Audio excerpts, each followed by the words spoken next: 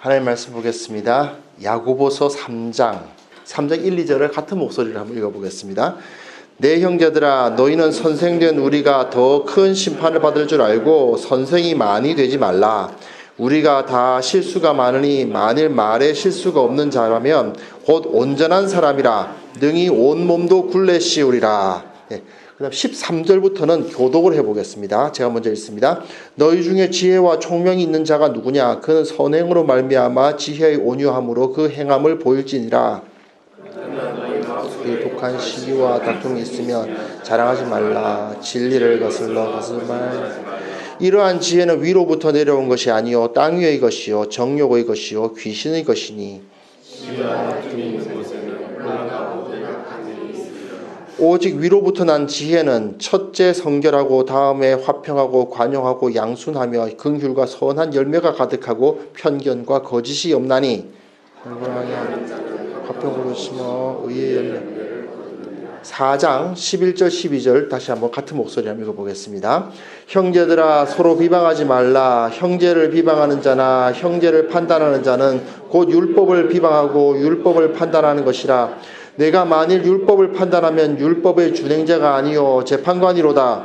입법자와 재판관은 오직 한 분이시니 능히 구원하기도 하시며 멸하기도 하시느니라. 너는 누구이기에 이웃을 판단하느냐. 아멘. 2월 달에 들어서 야고보서 본문을 따라서 우리가 어떤 것을 행해야 될 것인가를 생각해 보고 있습니다. 무엇보다도 그리스도인들은 교회로 모였으므로 기도해야 하죠. 기도로서 말씀이 우리에게 요구하시는 가장 먼저 기도의 자리로 나아가라. 세상의 힘을 의지하지 말고 하나님께 부르짖어 그분의 능력을 의지하라. 그것이 첫 말씀이고, 그리고 이것이 이후에 드릴 모든 것이 기초라고 할 수 있습니다. 그리고 그 다음 것은 나의 것을 내어줄 수 있어야 된다. 영어로 available 해야 된다. 나의 것을 다른 사람들에게 내어줄 수 있는 삶, 나의 시간, 나의 재물, 나의 능력 등등을 다른 사람과 나눌 수 있는 삶을 살아야 한다고 야고보 사도가 우리들에게 강조하고 있었습니다.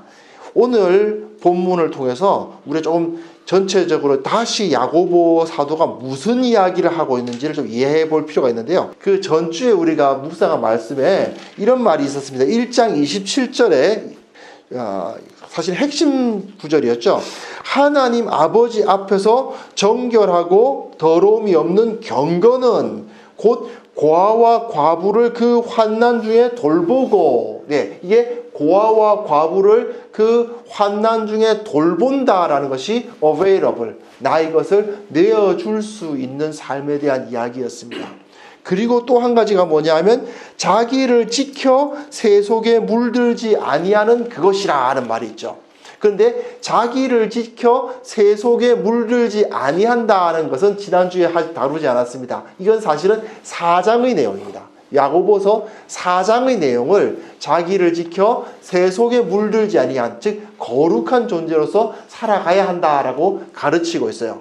즉 우리는 고아와 과부를 돌보고 자기를 지켜 세속에 물들지 않도록 해야 된다라는 메시지가 야고보서에 나와 있는데, 이거는 사실 지극히 유대교적입니다.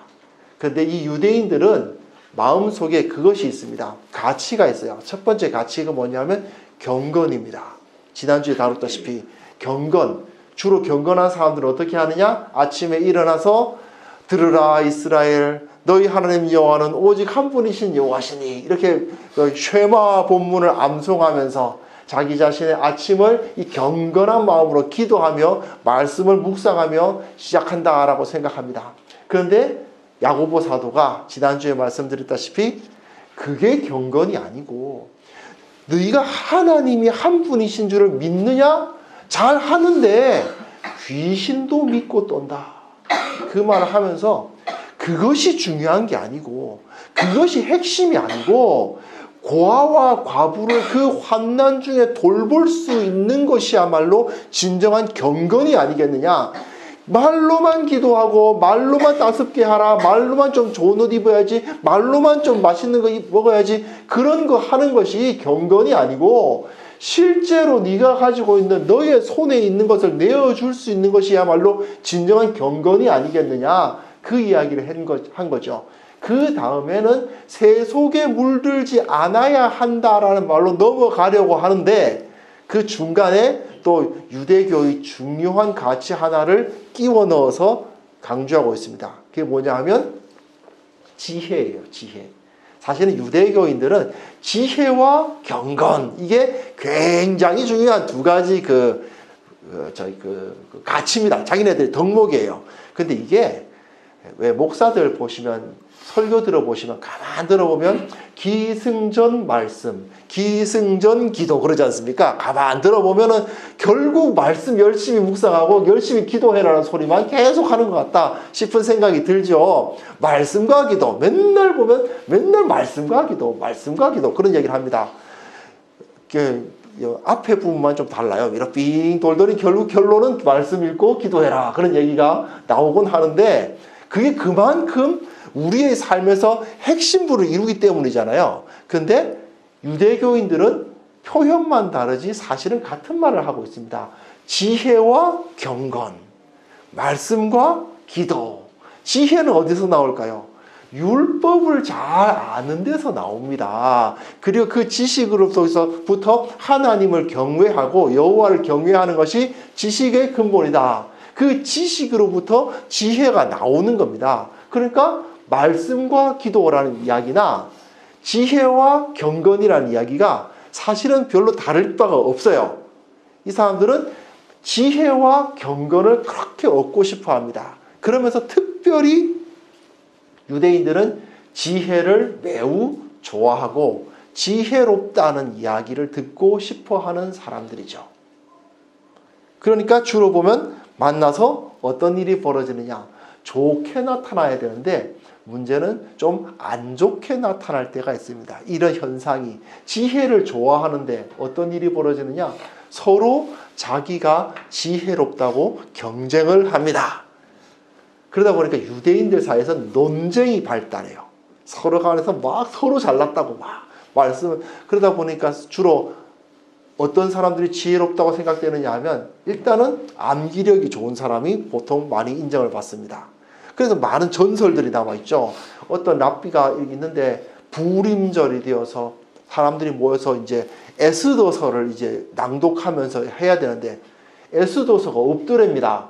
당시에는 우리처럼 이렇게 막 수천 부씩 막 그 인쇄가 되는 시대가 아니라 다 그 양피지에다가 손으로 써야 되는 시대였기 때문에, 그 성경을 또 베껴서 쓰는 시대였기 때문에 양피지로 되어 있는 그 성경이 굉장히 비싼 거죠. 그러다 보니 이제 그 성경을 구하지를 못한 겁니다.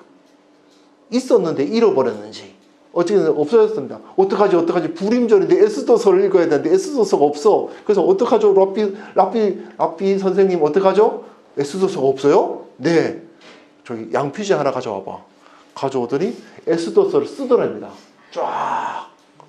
처음부터 끝까지 다 쫙 쓰고, 자, 이거 읽으라고 딱 주더랍니다. 머릿속에 에스더서가 완벽하게 들어가 있었던 겁니다. 단 한 자도 안 틀리더랍니다. 지혜롭다고 박수를 받겠죠. 예, 그런 지혜. 또 어떤 지혜가 있을까요? 논리가 명확한 지혜입니다. 그러니까 예수님 시대에, 예수님 앞에서 예수님 시험하려고 서기관들이 괜히 와가지고 찝쩍거립니다. 왜?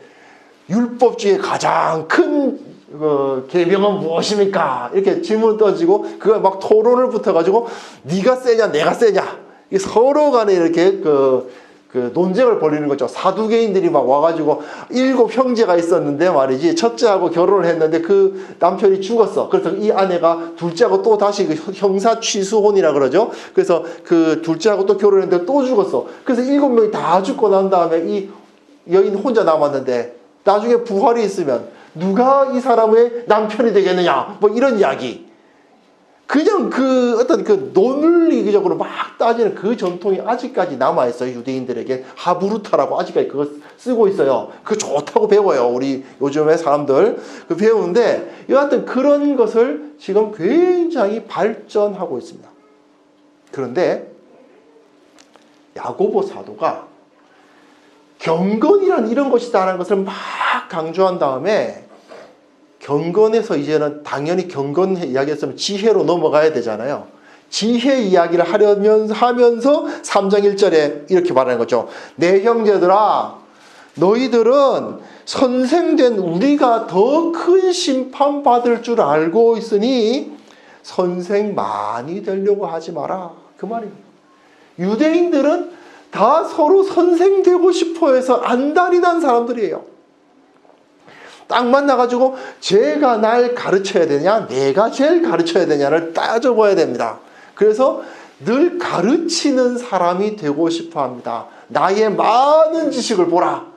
얘야 좀 더 공부 좀 더 해야겠다.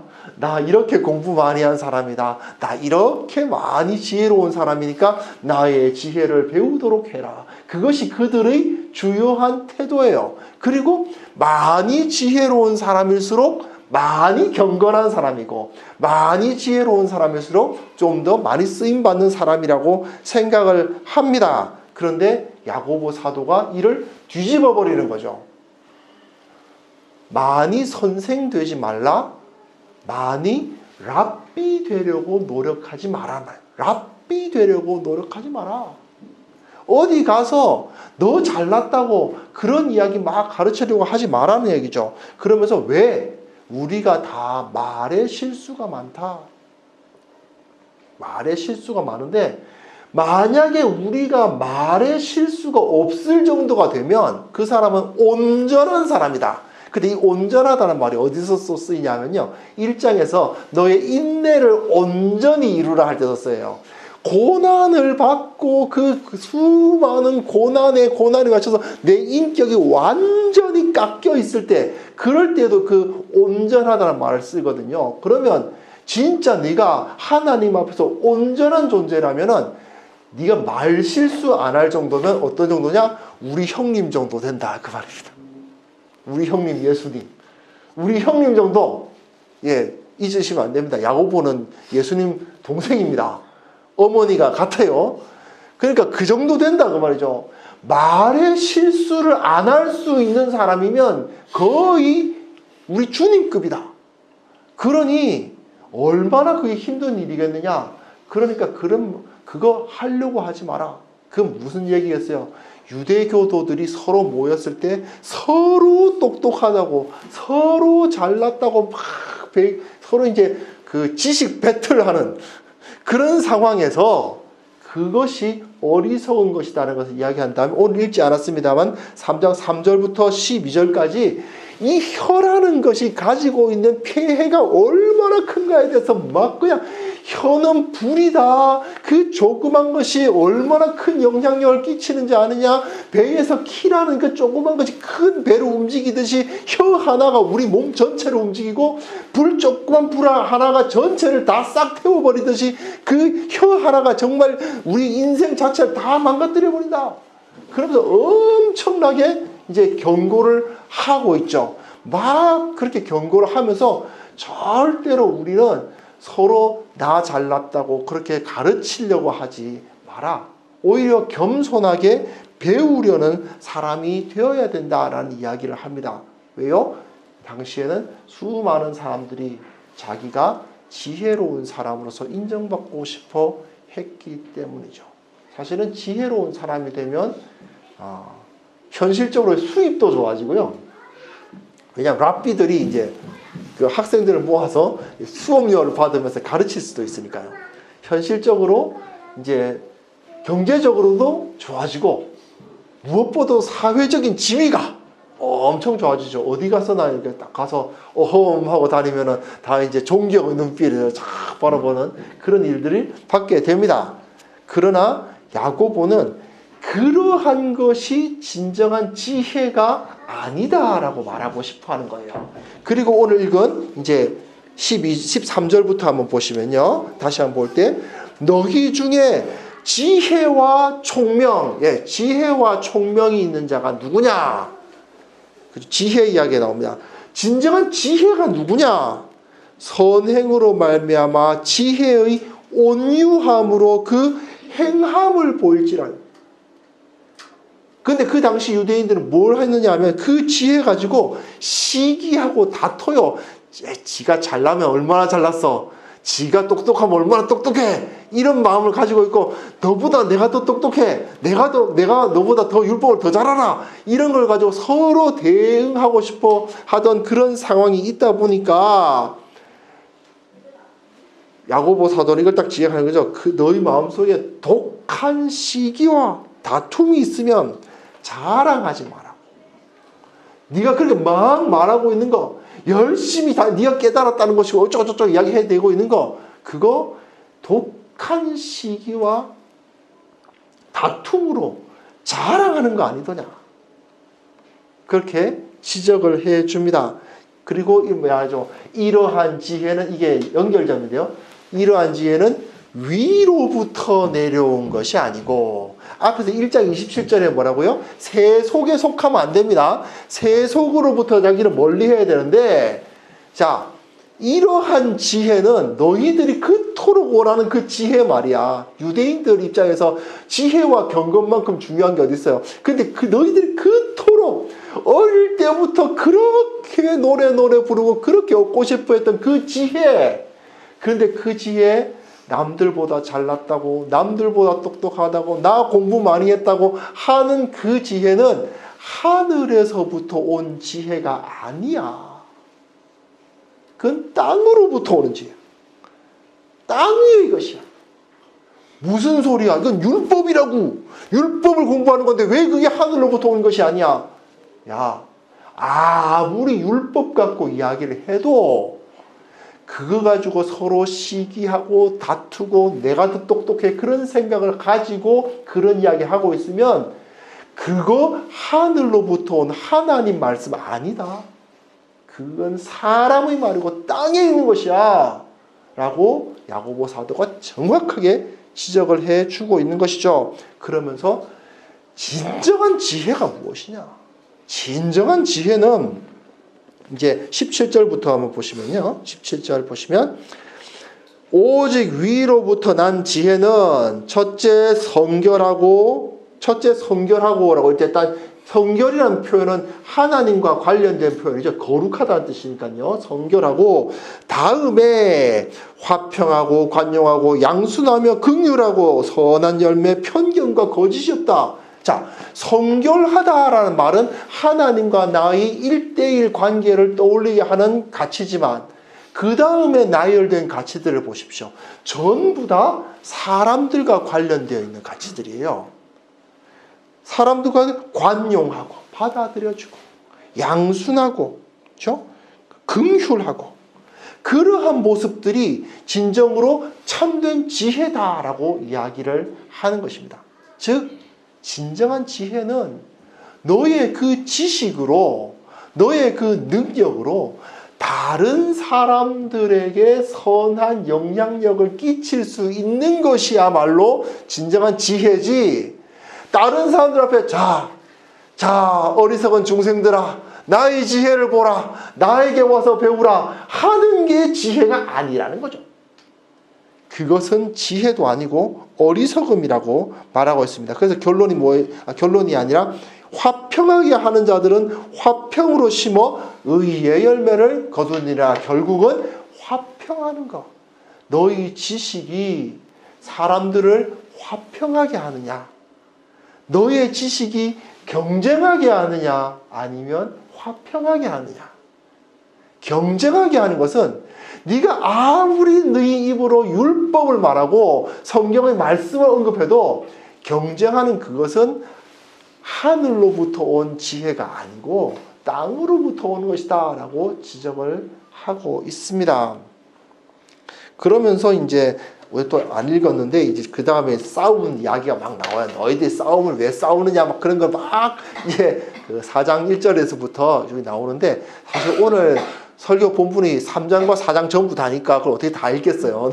너무 긴데 어쨌든 그 다음엔 싸우는 것에 대해서 계속 비판을 하고 나서 무슨 이야기를 하냐면 이제 형제들아 4장 11절 다시 한번 보겠습니다. 4장 11절 형제들아 서로 비방하지 마라. 형제를 비방하는 자나 형제를 판단하는 자는 곧 율법을 비방하고 율법을 판단하는 것이라. 내가 만일 율법을 판단하면 율법의 준행자가 아니요 재판관이로다. 입법자와 재판관은 오직 한 분이시니 능히 구원하기도 하시며 멸하기도 하시느니라. 너는 누구이기에 이웃을 판단하느냐. 그런 말씀을 쓰고 있습니다. 이게 뭐냐면 그 가운데 자 분위기 한번 생각해 보십시오. 사이들 안 좋습니다. 바리새인, 사두개인, 열심당, 무슨 파 있는 그런 사이에 다 모여 있습니다. 그러면서 서로 간에 자기 노선이 옳다고 주장하겠죠. 바리새인들은 바리새파적인 방식이 옳다고 주장할 거고 사두개인들은 사두개 방식으로 서로 막 싸우고 있을 때 주로 뭘 쓰겠습니까? 주먹을 쓰는 건 열심당밖에 없어요. 다 그러니까 이제 이걸로 논리로 막 다툽니다. 서로 자기가 잘났다고 막 다투고 있는 그런 상황이 있는데 그게 지혜가 아니다라고 이야기합니다. 그런데 그러한 분위기, 그러한 어떤 것에 가득 차 있는 사람들은 늘 보면 비판하고 비방하는 것이 익숙해져 있습니다. 그래서 어떻게 되느냐? 형제들을 막 비방합니다. 그리고는 하지만 사도 야고보는 이렇게 이야기하는 것입니다. 네가 형제를 비방하는 것은 율법을 비방하는 것이다 라고 이야기하는 것이죠. 형제를 비방하는 것은 율법을 비방하는 것이다. 유대인들입니다. 정말 유대인들을 생각해 보시죠. 유대인들이 율법을 비방하면요 생명이 남아있어서 죽을 수도 있어요.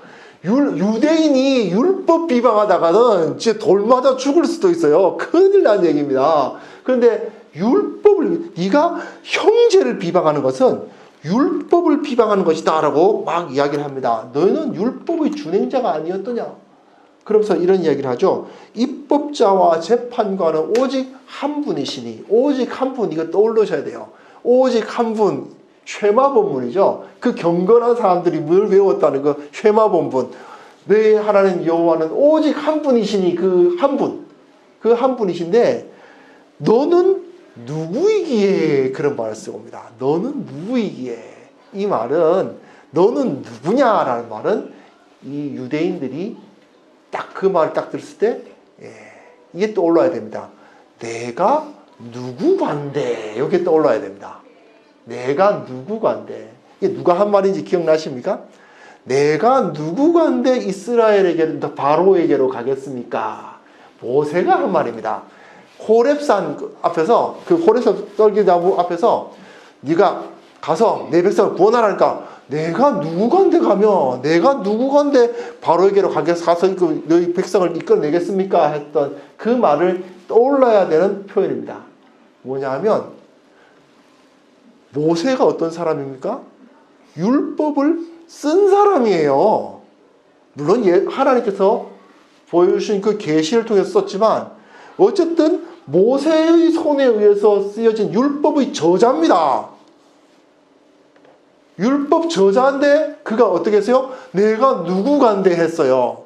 그런데 이 친구들은 지금 뭐 하냐면 자기가 율법 잘하는 줄 알고 자기가 율법에 대해서 엄청 똑똑한 줄 알고 자기 지식을 가지고 막 내세우면서 서로 간에 무식한 놈, 저 모르는 녀석, 저 한심한 하나님의 말씀도 모르면서 나대는 녀석 이렇게 막 비판을 하고 있는 그 가운데 너희가 율법을 지금 무시하고 있다. 모세도 그 율법의 저자였던 모세도 내가 누구간데 했는데 모세도 내가 누구간데 했는데 너는 누구니? 율법의 저자도 내가 누구간데라고 묻는데 너는 도대체 누구이길래 율법 엄청 많이 아는 줄 알고 다른 사람들과 비교하면서 네 잘났다고 그렇게 이야기하고 있느냐? 그렇게 비판을 하는 거죠. 그 모든 것이 다 세상적인 것이라는 것입니다. 당시 유대인들은 얼마나 종교적이었겠어요. 그죠? 아침에 일어나서 쉐마 본문을 외우고, 언제나 지금도 마찬가지입니다. 유대인들 진짜 좀 경건한 유대인들의 삶을 보면 정말 희한하게 삽니다. 절대로 치즈버거 안 먹고요. 왜 치즈버거를 왜 안 먹는지 혹시 아십니까? 염소 새끼를 그 어미의 젖에 삼지 말지니라는 명령이 있어요. 율법에. 그래서 법이 어떤 거냐면 고기하고 우유는 같이 먹으면 안 됩니다. 치즈버거는 고기 패티하고 치즈 유제품이 들어가잖아요. 그러니까 치즈버거를 안 팔아요. 유대인들은 그 정도로, 그뿐 아니죠. 각종 지켜야 될 것이 엄청 많죠. 다 지킵니다. 안식일 날에는요 절대로 불도 안 켭니다. 그런데 참 사고가 났어요. 앞불사 미리 해놔야 되는데 이거 안식일이 되어버린데 어떡하지? 옆에 있는 이방인 불러서 김씨 당신 유대인 아니지? 여기 우리 집에 와서 저기 가스레인지 불 좀 켜주게. 왜 고장났어요? 근데 아니 잘 나오는데? 아 고맙네. 왜 안 되냐고. 나는 유대인이라서 안식일엔 불을 피울 수가 없어. 이런 식으로 삽니다. 얼마나 종교적입니까? 그렇게 지금도 마찬가지지만 이 당시에 예수님 당시에는 얼마나 심했겠어요. 그래도 지금은 21세기 각종 기술들이 왔다 갔다 하니까 조금 나아지는데 이 당시에는 얼마나 종교적이었겠어요. 그런데 그렇게 율법, 지금이야 수많은 지식들이 있지만 그 당시에는 율법 같은 지식이 몇 개 없는 지식 아닙니까? 그거를 그냥 율법 외우고 열심히 기도하고 했던 그 사람들인데 야고보 사도가 딱 일갈하는 겁니다. 그걸 통해서 네가 잘났고 네가 높고 네가 박수 받으려고 하는 그 모든 율법 지식들 다 하나님의 지식이 아니라 땅의 지식이라. 다 거짓된 지식이다 라고 이야기를 하고 있습니다. 자, 왜 이런 이야기를 했을까요? 우리는 꼭 기억해야 됩니다.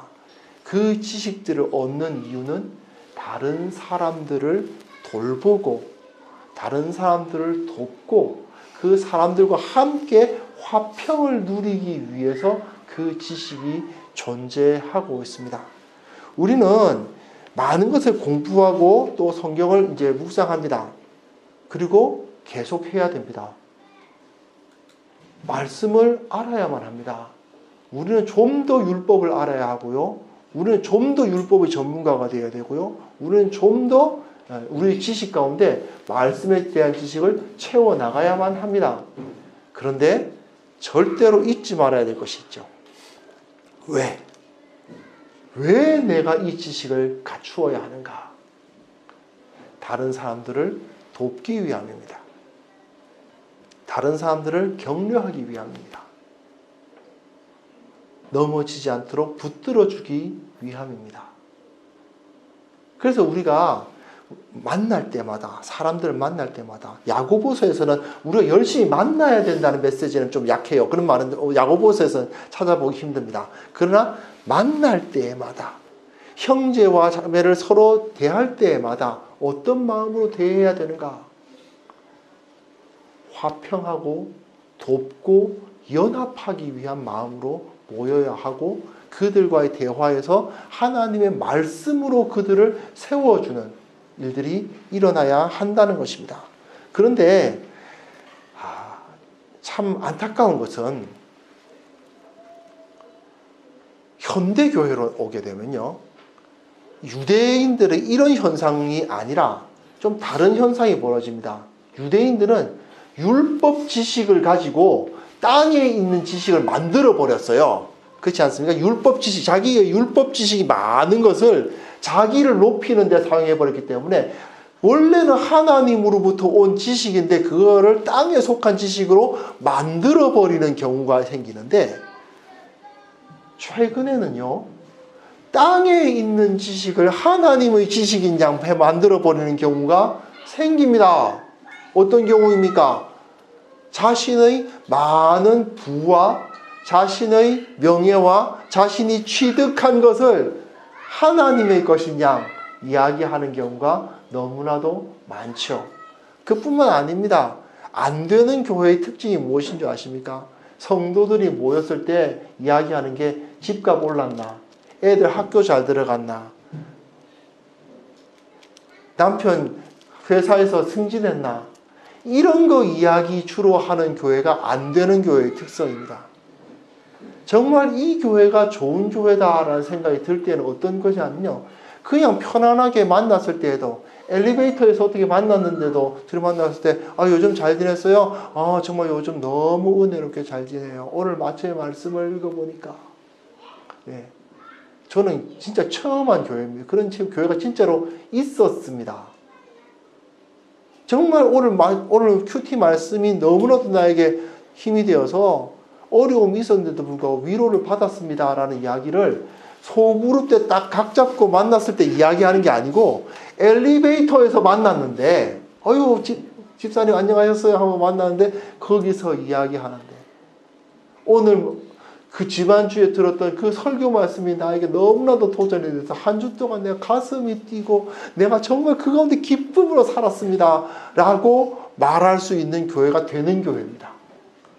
근데 그렇지 않은 교회는요, 물론 이제 소그룹에 성경 공부하자고 각 잡고 앉으면 또 그런 얘기 안 하겠지만 그냥 만나면 무슨 이야기가 주로 나옵니까?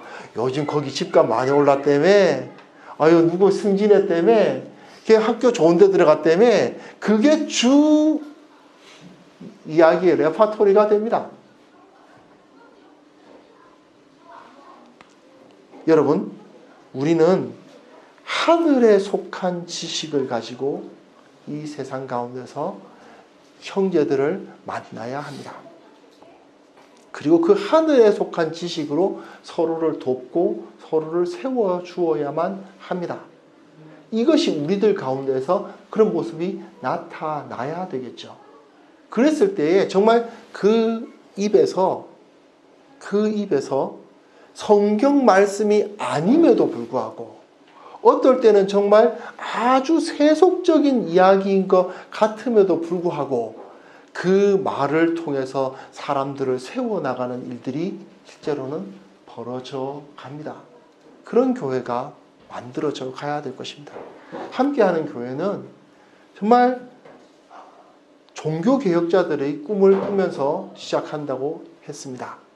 종교개혁 500주년 때 굳이 그때 그냥 창립 예배 드리겠다고 막 했던 이유는 사실은 우리가 종교개혁자들의 그 정신을 이어받고 싶어 했기 때문이죠.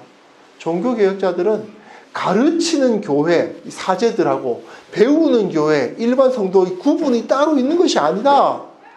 모두가 다 가르치는 사람들이고 모두가 다 배우는 사람들이다. 우리가 모두 다 하나님의 말씀으로 서로의 진리를 가지고 서로를 세워주고 서로를 높여주고 그리고 서로를 위해서 품어주는 그러한 모습이 있어야 되지 않겠느냐라고 가르쳤습니다. 그 길을 우리는 따라가는 것입니다. 여러분, 이것은 꼭 성경 말씀을 줄줄줄줄 외워야만 되는 것이 아니에요. 어떻게 보면 굉장히 경건하지 못한 것 같은 표현을 통해서도 그런 일이 벌어지기도 합니다. 제가 어느 예화를 하나 어느 다른 설교자께서 예화를 들은 이야기가 있는데, 옛날에 나이가 많으신 목사님의 이야기라고 합니다. 많으신 목사님이 옛날에는 이제 시골 교회다 보니까 좀 큰 교회였음에도 불구하고 시골 교회라서 재정이 무척 안 좋았대요. 그래서 목사님이 도저히 이게 안 되니까 다행히 목사님이 교사 자격증이 있었답니다. 그래서 목회를 하면서 또 낮에는 학교에 가서 선생님을 하는 거예요.